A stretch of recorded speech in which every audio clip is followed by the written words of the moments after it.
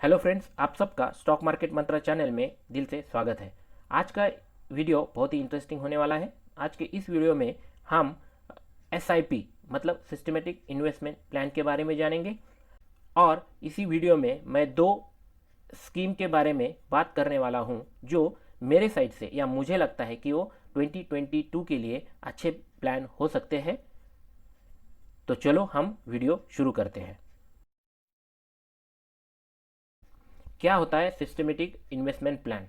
Systematic investment plan में आप आपका पैसा लमसम इन्वेस्ट ना करते हुए पीरियडिकली आप उसको इन्वेस्ट करते हैं। मतलब समझो आपको 1,000 रुपये इन्वेस्ट करना है तो वो 1,000 आप एक साथ इन्वेस्ट ना करते हुए 100 में 10 इंस्टॉलमेंट में आप उसको इन्वेस्ट करते हो।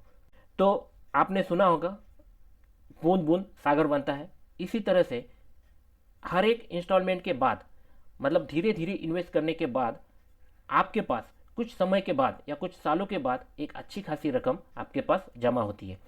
तो जो भी म्यूचुअल फंड स्कीम्स है उनमें सिस्टमेटिक इन्वेस्टमेंट प्लान एसआईपी सबसे बेस्ट माना जाता है, जिसे आप एसआईपी करके आपके फ्यूचर में अच्छी खासी अमाउंट सेव कर सकते हो। तो एसआईपी काम कैसे करता है? जब आप किसी म्यूचुअल फंड में इन्वेस्ट करते हो तो आपको कुछ यूनिट्स अलॉट होते हैं। जैसे कि समझो कि एक म्यूचुअल फंड का एनएवी अभी 20 रुपये है।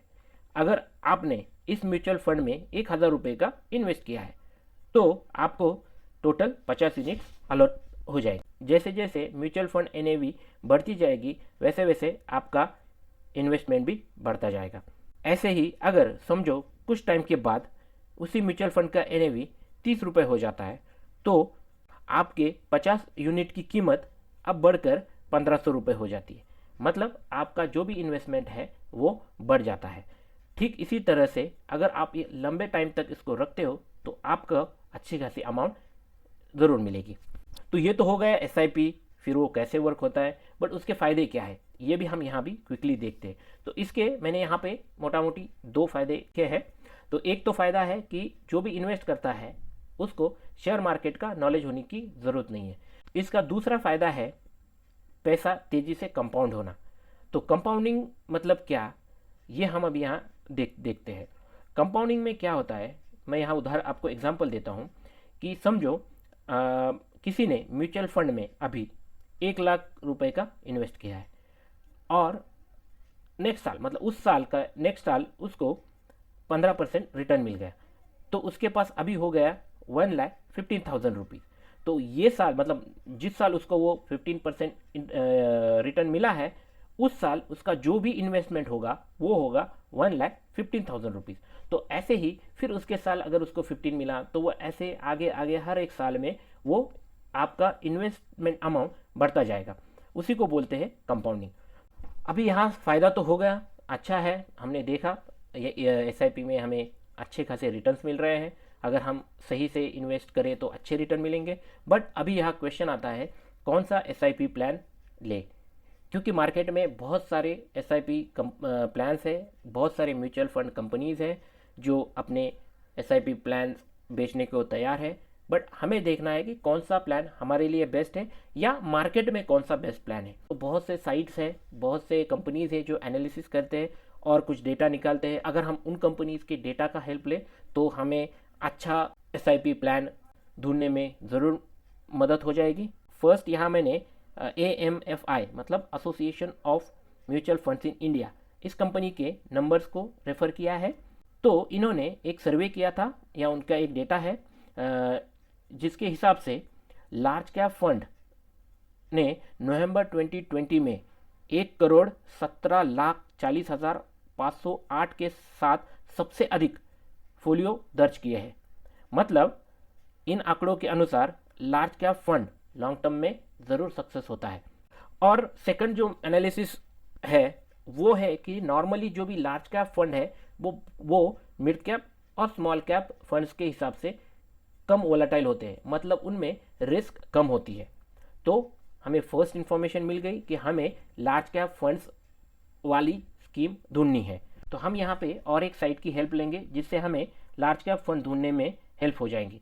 तो ये है CRI SIL Indian analytic company है जो रेटिंग, रिसर्च, रिस्क और पॉलिसी एडवाइज़र सर्विसेज पे काम करती है। तो हम उस साइड का हेल्प लेके हम देखेंगे कि कौन से स्कीम रैंकिंग 1 में है, जो लार्ज कैप फंड में भी है। तो यहाँ पे हमें दो स्कीम मिले हैं। एक है Canara Robeco blue chips equity fund और दूसरी है IDBI India top 100 equity fund, जिनका रैंक 1 है। मतलब CRI SIL ने ये दो कंपनीज को रैंक 1 दिए हैं। आप यहाँ पे उनका 6 मंथ, 1 ईयर, 3 ईयर रिटर्न्स भी देख सकते हो। हम और डिटेल में जब इंडिविजुअल स्कीम के बारे में देखेंगे तो उसमें भी हम डिटेल रिटर्न्स एनालिसिस करने वाले हैं। तो पहला देखते हैं हम Canara Robeco blue chip equity fund direct growth. आप यहाँ कंपनी की डिटेल देख सकते हो। ये स्कीम शुरू हुई 2013 में। मैनेजर है श्रीदत्त भंडवलदार। फिर NAV है 45.53। टोटल एसेट मिलियन में है 52,000। फिर उसकी इनिशियल परचेस है, मिनिमम इनिशियल परचेस 5,000 है, फिर एडिशनल परचेस आप 1,000 कर सकते हो। एग्जिट लोड 1% है 1 साल के लिए, उसके बाद 0। और एक्सपेंस रेशो है 0.36%। एक्सपेंस रेशो हमेशा कम होना चाहिए। अगर पोर्टफोलियो मैनेज करने के एक्सपेंस से ज़्यादा है तो अल्टीमेटली हमारा प्रॉफिट भी कम होगा, तो इसीलिए एक्सपेंस रेशो कम होना अच्छा होता है। फिर हम और रिपोर्ट देखते हैं। ये रिपोर्ट मैंने निकाला है मॉर्निंग स्टार रेटिंग साइट से, जहाँ पे उन्होंने दिया इस म्यूचुअल फंड को 5 स्टार रेटिंग दिया है। और इसकी ग्रोथ डिटेल भी आप यहाँ देख सकते हो। ग्रोथ कंटिन्यूस ग्रोथ है, हर साल आप यहाँ देखते हो 16 से लेके 2021 तक का परफॉर्मेंस ग्राफ दिख रहा है, जो अच्छा है। उसके बाद फंड रिटर्न्स भी अच्छे हैं, 1 ईयर, 3 ईयर, 5 ईयर के भी रिटर्न्स यहाँ आप देख सकते हो स्क्रीन पर। 28%, 22% और 20% 1 ईयर, 3 ईयर और 5 ईयर्स के रिटर्न है, जो बेंचमार्क के हिसाब से अच्छे हैं। उसके बाद यहाँ पे आप क्वार्टरली परसेंटेज रिटर्न भी देख सकते हो। 2021 5.67, 8.36 और 10.77, जो अच्छे हैं। फिर उसके बाद पोर्टफोलियो हम देखेंगे कि कैसे पोर्टफोलियो मैनेज किया है। इसमें 96.50% अलॉटमेंट स्टॉक में ही है, 3.5% सिर्फ कैश में है।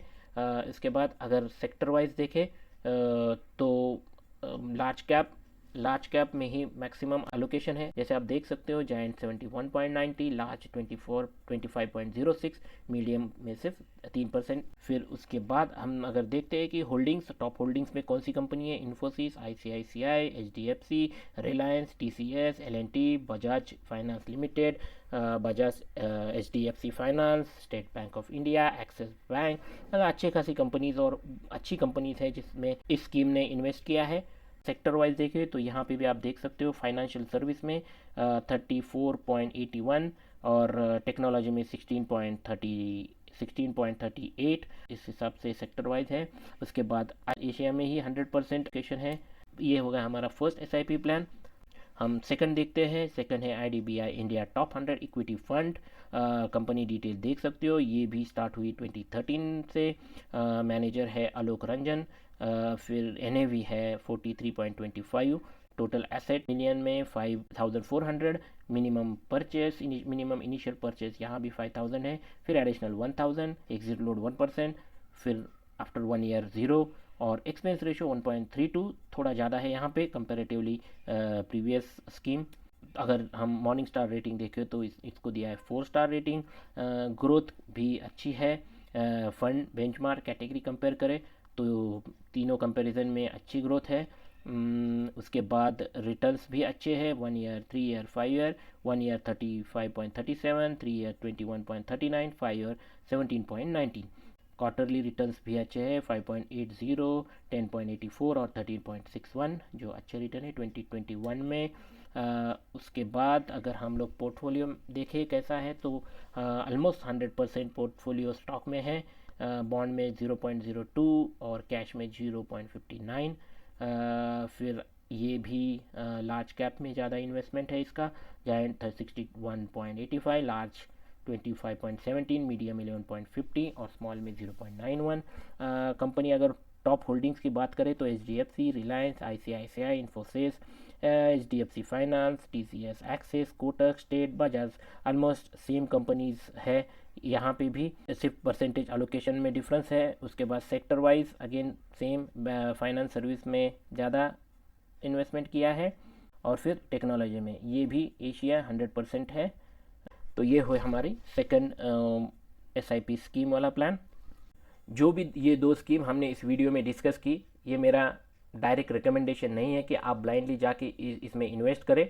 आप स्टडी करें, आपका एनालिसिस करें, और जो अगर आपका कोई फाइनेंशियल एडवाइज़र है तो उसकी भी आप एडवाइस ले सकते हो इसमें इन्वेस्ट करने से पहले। ये सिर्फ नॉलेज पर्पज़ के लिए है। कुछ अच्छी इन्फॉर्मेशन मुझे मिली थी जो मुझे लगा कि आपके साथ शेयर करूं, इसलिए मैंने ये वीडियो बनाया है। तो आपको ये वीडियो कैसे लगा कमेंट में ज़रूर बताएं, और अगर ये वीडियो और ये इन्फॉर्मेशन अच्छी लगी है तो वीडियो को लाइक करना मत भूलना, और ये वीडियो आप अपने दोस्तों के साथ या फैमिली मेम्बर के साथ शेयर करना भी मत भूलना।